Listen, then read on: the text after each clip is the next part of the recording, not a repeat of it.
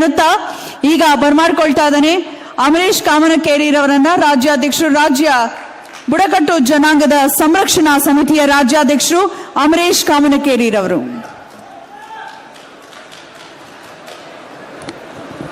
ಪ್ರಥಮವಾಗಿ ನನ್ನ ತಂದೆ ತಾಯಿಯನ್ನು ನೆನೆದು ಜಗದ ಜೀವರಾಶಿಗೆಲ್ಲರಿಗೂ ಕೂಡ ಜೀವಜಲವನ್ನು ನೀಡಿದ ಮಾತೆ ಗಂಗಾ ಪರಮೇಶ್ವರನ ಸ್ಮರಿಸಿ, ಜಗತ್ತಿನ ನಿಜ ಶರಣರು ಎಲ್ಲರಿಗೂ ಕೂಡ ಶರಣಾದಿ ಶರಣರಲ್ಲಿ ನಿಜ ಶರಣರೆನಿಸಿಕೊಂಡ ನಿಜ ಶರಣರಿಗೆ ಪಡಮುಟ್ಟು ಈ ಸಮಾಜಕ್ಕೆ ಸಾಮಾಜಿಕ ನ್ಯಾಯ ಸಿಕ್ಕಾಗ ಮಾತ್ರ ಈ ಸಮಾಜ ಮುಂದೆ ಬರಲು ಸಾಧ್ಯ ಅಂತ ಹೇಳಿ ಇಡೀ ತನ್ನ ಜೀವನವನ್ನ ಮುಡಿಪಿಟ್ಟ ವಿಠ್ಠಲರವರನ್ನ ಸ್ಮರಿಸಿ, ಒಂದು ಸಮುದಾಯ ಒಂದೇ ಹೆಸರಿಂದ ಕರೆದುಕೊಂಡ್ರೆ ಆ ಸಮುದಾಯ ಎಷ್ಟಿಗೆ ಸೇರಕ್ಕೆ ಸಾಧ್ಯ ಅಂತೇಳಿ ಬೀದರ್ನ ಪ್ರತಿ ಗಲ್ಲಿ ಹಳ್ಳಿ ಎಲ್ಲರಿಗೂ ತೋರಿಸಿಕೊಟ್ಟಂತ ಬಿ ನಾರಾಯಣರವ್ರನ್ನ ಸ್ಮರಿಸಿ, ವೇದಿಕೆ ಮೇಲಿರುವಂತ ಎಲ್ಲ ನನ್ನ ಗುರುವರಿಗೆ ನಾನು ಅಣಿ ಮಾಡಿದ್ದು ಈ ವೇದಿಕೆ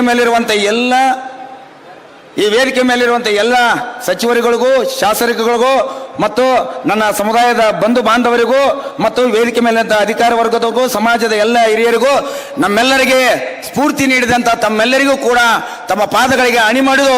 ಇವತ್ತು ಸಮುದಾಯ ಯಾವ ಹಂತದಲ್ಲಿದೆ ಅಂತಂದ್ರೆ ಒಂದು 5 ನಿಮಿಷ ಟೈಮ್ ಕೊಟ್ರೆ 5ಕ್ಕಿಂತ ಕಮ್ಮಿಯಲ್ಲಿ ಮಾತಾಡುವಂತ ಪ್ರಯತ್ನ ಮಾಡ್ತೀನಿ. ನಮ್ಮ ಸಮುದಾಯ ವೇದವ್ಯಾಸರ ಸಮುದಾಯ, ಬುದ್ಧರ ಸಮುದಾಯ, ಕರ್ಣನ ಸಮುದಾಯ ಮತ್ತು ನಿಮ್ಮೆಲ್ಲರಿಗೆ ಗೊತ್ತಿರೋ ಹಾಗೆ ತಾನಾಜಿ ಮಾಲುಶ್ರೀಯನ್ನ ಬಹಳ ಗೌರವದಿಂದ ನೋಡ್ತೀವಿ. ನಾವು ಶಿವಾಜಿ ಮಹಾರಾಜರನ್ನ ಗೌರವದಿಂದ ನೋಡ್ತೀವಿ. ಆ ಶಿವಗಡವನ್ನ ಗೆದ್ದು ಕೊಟ್ಟಂತ ತಾನಾಜಿ ಮಾಲುಶ್ರೀ ಕೋಳಿ ವಂಶದಸ್ಥರು ನಾವಂತ ಹೇಳಕ್ಕೆ ಹೆಮ್ಮೆಯಿಂದ ಇಷ್ಟಪಡ್ತೀನಿ. ಇವತ್ತು ನಾನು ನೇರವಾಗಿ ವಿಷಯಕ್ಕೆ ಬಂದ್ಬಿಡ್ತೀನಿ. ನಾವು ಸಂವಿಧಾನಾತ್ಮಕವಾಗಿ ಬಾಬಾ ಸಾಹೇಬರ ಅಂಬೇಡ್ಕರ್ ಅವ್ರನ್ನ ನೆನೆಯದೆ ಹೋದರೆ ನಮಗೆ ಮುಕ್ತಿ ದೊರೆಯುವುದು ಅಂತ ನಾನು ಭಾವಿಸಿದ್ದೇನೆ.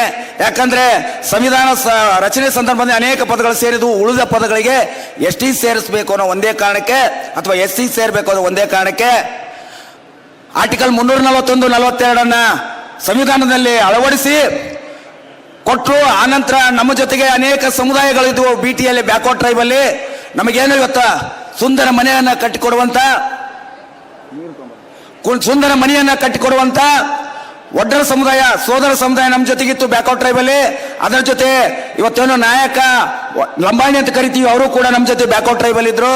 ಅದೇ ಜೊತೆ ನಮ್ಮ ಮದುವೆ ಸಮಾರಂಭಗಳಿಗೆ ಸನಾದಿಯನ್ನು ಬಾರಿಸುವಂತ ನಮ್ಮ ಸೋದರ ಸಮುದಾಯ ಅದು ಕೂಡ ನಮ್ಮ ಜೊತೆಗಿತ್ತು. ಅಷ್ಟಿಷ್ಟೇಕೆ ಇವರೆಲ್ಲರೂ ಕೂಡ ಎಸ್ ಟಿ ಸೇರ್ಪಡೆ ಆದ್ರು. ನಾವು ಕೂಡ ಬ್ಯಾಕ್ವರ್ಡ್ ಟ್ರೈಬ್ ಅಲ್ಲಿ ಇದ್ವಿ. ಆದ್ರೆ ನಮ್ಮ ಒಂದು ದುರ್ದೈವ 84ರಲ್ಲಿ ದೇವೇಂದ್ರಪ್ಪ ಗಾಳಪ್ಪ ಅವರ ಕೇಸ್ ಕೂಡ ಬಂತು. ಈ ಸಮುದಾಯವನ್ನ ಎಸ್ ಟಿಗೆ ಅರ್ಹರು ಅಂತೇಳಿ. ಅದಾದ ನಂತರ ಬಿಟಿಯನ್ನ ಅವನೂರು ಆಯೋಗ ಬಂದ ಮೇಲೆ ಬ್ಯಾಕ್ವರ್ಡ್ ಟ್ರೈಬ್ ಅನ್ನ ತೆಗೆದಾಕ್ಲಾಯ್ತು. ಅವಾಗ ಕರ್ನಾಟಕದಿಂದ ಯಾವಕ್ಕೆ ಎಸ್ ಸಿ ಅರ್ಹತೆ ಇದೆ, ಯಾವುದಕ್ಕೆ ಎಸ್ ಟಿ ಅರ್ಹತೆ ಇದೆ ಅನ್ನೋದನ್ನ ಅವನೂರು ಆಯೋಗ ಒಂದು ವರದಿಯನ್ನ ಕೊಟ್ಟಿತ್ತು. ಅದರ ಆಧಾರದ ಮೇಲೆ ಆ ಸಮುದಾಯಗಳ ನಾಯಕರುಗಳು ಒಂದೊಂದೇ ಪದಗಳನ್ನ ಬಳಸಿ ಆ ಸಮುದಾಯಗಳಿಗೆ ಸಾಮಾಜಿಕ ನ್ಯಾಯವನ್ನು ಕೊಟ್ಟರು. ನನ್ನ ಸೋದರ ಸಮುದಾಯ ನೆಲಬೇಟೆಗಾರರು, ಜಲಬೇಟೆಗಾರರು, ನಾವು ಎರಡು ಒಂದೇ ಕುಟುಂಬದ, ಒಂದೇ ತಾಯಿಯ, ಒಂದೇ ತಂದೆಯ ಮಕ್ಕಳು. ನೆಲಬೇಟೆಗಾರರು ಕೂಡ 84ರಲ್ಲಿ ಮೊಟ್ಟ ಮೊದಲಿಗೆ ಕೇಂದ್ರಕ್ಕೆ ಫೈಲ್ ಅನ್ನ ಕಳಿಸಿಕೊಟ್ರು. ಆ ಸಂದರ್ಭದಲ್ಲಿ 20 ಪರ್ಯಾಯ ಪದಗಳಿದ್ವು. ದೊರೆ, ಪಾಳೆಗಾರ, ಅರಸು ನಾಯಕ ಇವೆಲ್ಲವೂ ಕೂಡ ಇದ್ವು. ಕೊನೆಗೆ ಕೇಂದ್ರ ಸರ್ಕಾರ ಇಲ್ಲ, ನೀವು ಬೆಳವಣಿಗೆ ಪದಗಳನ್ನು ಕೊಟ್ಟಾಗ ಮಾತ್ರ ನೀವು ಸೇರ್ಸಕ್ಕೆ ಸಾಧ್ಯ ಅಂತ ಹೇಳಿದಾಗ ಆ ಸಮುದಾಯದ ಎಲ್ಲ ಹಿರಿಯರು ಸೇರಿ 7 ಪದಗಳಿಗೆ ಎಸ್ ಟಿ ಮಾಡಿಕೊಟ್ರು. ಆದ್ರೆ ನನ್ನ ಸಮುದಾಯದವರು ಎಲ್ಲೋ ವಿದ್ಯಾರ್ಹತೆ ಕೊರತೆ ಇತ್ತು. ಅದಾದ್ಮೇಲೆ ಸಾಯಿಬಣ್ಣ ತಳವಾರನಂತ ಸರ್ ಇವರೆಲ್ಲ ಅನೇಕರು ಜ್ಯೋತಿ ಯಾತ್ರೆ ಮಾಡಿ ವಿಠ್ಠಲರವರು ಕೂಡ ಟೋಕ್ರೆ ಕೋಳಿ ಬಿಟ್ಟು ಹೋದ ಪರ್ಯಾಯ ಪದ ಅಂತ ಕಳಿಸ್ಕೊಟ್ರು. ಆದ್ರೆ ಏನ್ ಮಾಡೋದ್ರಿ, 37 ಪರ್ಯಾಯ ಪದ ಅಂತೇಳಿ ಜಲಬೇಟೆಗಾರ ಇರುವ ಗುಂಪಲ್ಲಿರುವ ಎಲ್ಲಾ ಪದಗಳನ್ನು ಕಳಿಸ್ಕೊಟ್ರು. ಅದರಲ್ಲಿ 2 ಮುಸ್ಲಿಂ ಪದ ಅದಾವ, ದಾಲ್ಚಿ ಮತ್ತು ದಾವತ್ ಅಂತೇಳಿ. ಒಂದು CVR ಪದ ಇದೆ. ಅದು ಏನೋ ಆಗಿದೆ, ಇನ್ನು ಮುಂದಾದ್ರೂ ಆಗ್ಬಾರ್ದು. ಇದಾಗಬಾರ್ದು ಅಂತಂದ್ರೆ ಅದಕ್ಕೆ ಈಗಾಗಲೇ ಗಂಗಮತ ಅನ್ನೋದಕ್ಕೆ ಅರ್ಹತೆ ಇಲ್ಲ ಅನ್ನೋದನ್ನ ಎಲ್ಲವನ್ನೂ ಹೇಳಿದ್ದಾರೆ.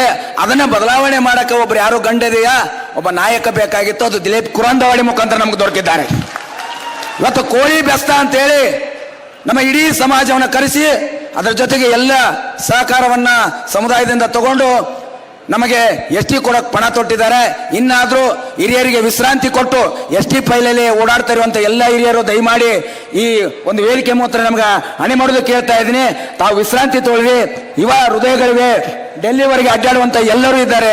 ದಯಮಾಡಿ ರವಿಕುಮಾರ್ ಸರ್ ಅವರು ಯುವಕರಿಗೆ ಅವಕಾಶ ಕೊಟ್ಟು ಸಮಾಜದಲ್ಲಿ ಎಲ್ಲರಿಗೆ ಎಸ್ ಟಿ ಕೊಡಿಸುವಂತ ಪ್ರಯತ್ನ ಎಲ್ಲ ವೇದಿಕೆ ಮೇಲೆ ಕುಂತಿರುವಂತ ಮಹನೀಯರು ಮಾಡ್ಬೇಕಂತೇಳಿ ನನ್ನ ಮಾತಿಗೆ ವಿರಾಮ ಇಡ್ತಾ ಇದ್ದೀನಿ. ಅಮರೇಶ್ ಅವರಿಗೆ ಅವರ ನಲ್ನುಡಿಗಳಿಗೆ ಧನ್ಯವಾದಗಳನ್ನ ಸಮರ್ಪಿಸ್ತಾ